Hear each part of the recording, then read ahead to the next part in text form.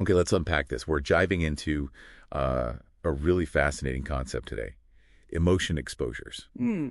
Sounds pretty intense, right? It does, yeah. But it's essentially about intentionally facing strong emotional responses. Not to shut them down immediately, Right. but to actually learn from them. Our mission here is to explore why this kind of counterintuitive approach is so powerful for building emotional resilience. Yeah, and you might think, okay, the goal must be to make these feelings just go away. Exactly. That's what I thought. But that's where it gets really interesting and maybe a bit groundbreaking. We're not just aiming for coping, we're talking about fundamentally recalibrating your brain's alarm system. Recalibrating. So the main goal of these emotion exposures, it isn't about instantly feeling less fear or less discomfort. It's really about learning and tolerance. Yeah. It's about experiencing the emotions fully, reducing that avoidance pattern we fall into. That urge to just escape. Exactly. And crucially, implementing new, more adaptive responses. You're essentially teaching your nervous system a whole new story. A new story, like what? Like that these intense feelings, they aren't actually a threat you need to run from. They're just information. Information to be processed. Okay, so less about suppression, quick fixes, and more like a deep re-education for how you handle intense feelings. Precisely. The sources suggest this literally rewrites old, kind of distressing associations. But how does that actually feel for someone going through it? Is it immediately better, or is there like a period of discomfort you have to push through? That's a really vital question. And no, it's definitely not about immediate comfort. Right. The real power comes from demonstrating to yourself, proving to yourself that you can tolerate what you once believed was intolerable. Can you give an example? Sure. Think about someone with, say, PTSD, maybe revisiting a place linked to the trauma. The old association might be, this situation leads to panic and I absolutely won't be able to handle it. Through exposure, the new association starts to form. It becomes something like, okay, revisiting this site doesn't make the bad thing happen again. And actually, I am able to tolerate these strong emotions without having to escape. So you're building a new narrative. Yeah. A non-distressing one. You got it. Proving to yourself that you can sort of ride the wave of the emotion. It really does sound like rewriting emotional scripts, not just managing them. So, okay, once we get this idea of reassociation, what are the actual ways people do this, the methods?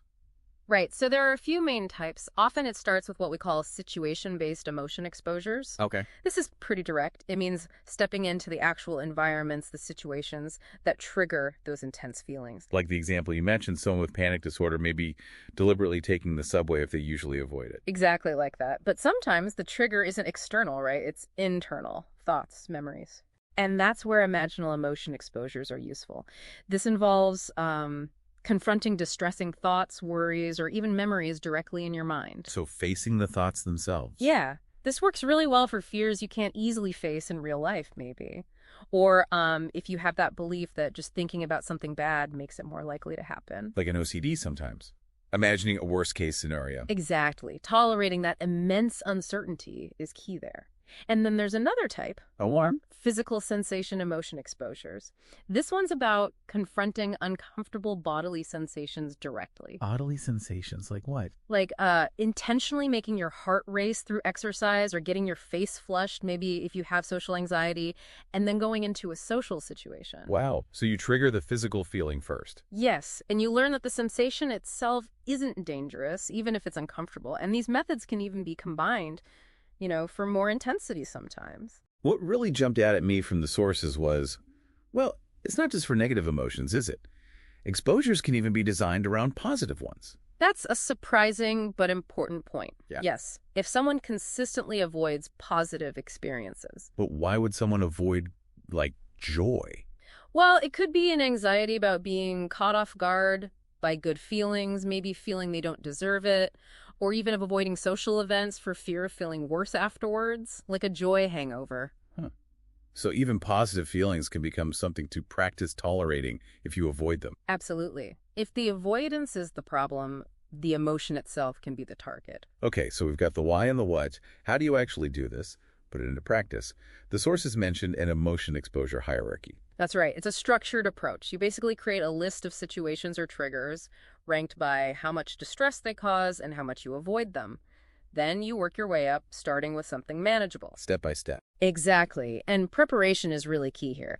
You'd typically agree on the specific task beforehand, maybe with a therapist or guide. You discuss the negative thoughts likely to pop up. Anticipate them. Right.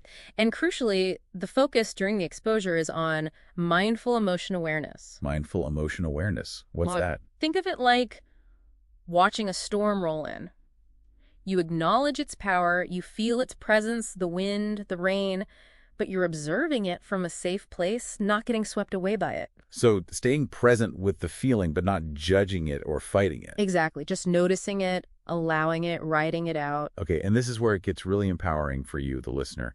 The sources emphasize that setbacks, like, say, escaping a situation before you plan to, they're not failures. Absolutely not. They are critical learning opportunities. Learning opportunities. How so? You learn what made it too difficult that time, what thoughts came up, what was the intensity. You extract the lesson, maybe adjust the plan slightly, and then you re-engage. It shows that learning isn't some straight line upwards. Right, it's messy. You try, maybe it doesn't go perfectly, you learn, you try again. Yes.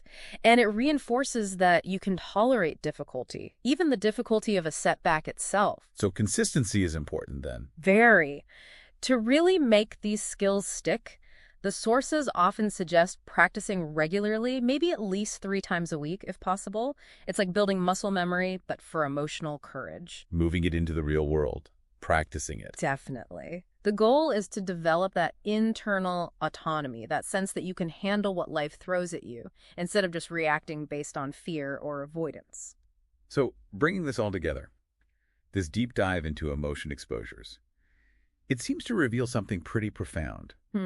That true emotional mastery, it isn't really about getting rid of difficult feelings entirely. No, it's about fundamentally changing your relationship to them. And proving to yourself, again and again, that you actually can tolerate them. Exactly. It shifts your core belief about your own capacity. So what does all this mean for you listening?